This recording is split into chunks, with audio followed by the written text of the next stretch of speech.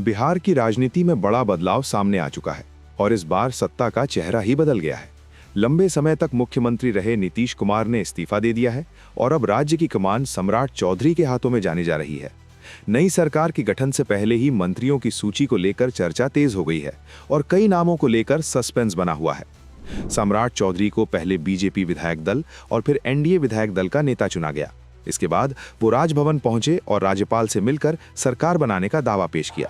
बताया जा रहा है कि 15 अप्रैल को शपथ ग्रहण समारोह होगा, जहां वे औपचारिक रूप से मुख्यमंत्री पद की शपथ लेंगे। ये बिहार के लिए एक ऐतिहासिक पल भी माना जा रहा है, क्योंकि पहली बार राज्य में भाजपा का मुख्यमंत्री बनने जा रहा है।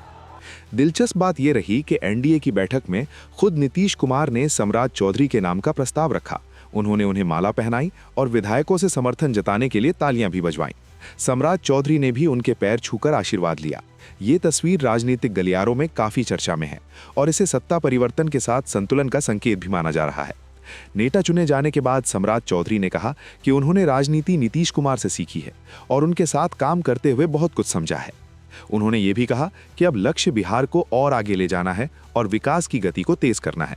उनके इस बयान को एक तरह से निरंतरता और बदलाव के मेल के रूप में देखा जा रहा है। इसी बीच सबसे ज्यादा चर्चा मंत्रिमंडल की सूची को लेकर हो रही है। जो दस्तावेज सामने आया है उसमें कई पुराने चेहरों को जगह दी गई है। संकेत साफ हैं कि सरकार में बड़े बदलाव की बजाय स्थिरता पर जोर रहेगा। ज्यादातर मंत्री वही रह सकते हैं जो पहले से जिम्मेदारी संभाल रहे थे। इससे प्रशासनिक कामकाज में किसी तरह की रुकावट ना आए, ये कोशिश दिखाई दे रही है। हालांकि सबसे बड़ा सवाल निशांत कुमार को लेकर है। चर्चा है कि उन्हें इस बार मंत्रिमंडल में जगह नहीं दी जाएगी। ये फैसला कई मायनों में अहम माना जा रहा है, क्योंकि इससे साफ संकेत मिलता है कि नई सरकार संतुलन बनाते हुए फैसले ले रही है। वहीं दूसरी ओर ये भी कहा जा रहा है कि विजय चौधरी और विजेंद्र प्रसाद यादव को डिप्टी सीएम बनाया जा सकता है, जिससे गठबंधन के समीकरण मजबूत बने रहें। विभागों के बंटवारे को लेकर भी चर्चा जारी है। जानकारी के मुताबिक ज्यादातर विभाग पहले जैसे ही रह सकते हैं, लेकिन वित्त विभाग में बदलाव संभव है। ये विभाग जेडीयू को दिया जा सकता है, जो अब तक बीजेपी के पास था। अगर ऐसा होता है तो ये गठबंधन के भीतर शक्ति संतुलन का बड़ा संकेत माना जाएगा। राजनीतिक जानकारों का मानना है कि ये पूरा बदलाव अचानक नहीं, बल्कि रणनीतिक तरीके से किया गया है। एक तरफ नेतृत्व बदलकर नया संदेश दिया गया है, वहीं दूसरी तरफ कैबिनेट में ज्यादा बदलाव न करके स्थिरता बनाए रखने की कोशिश की गई है।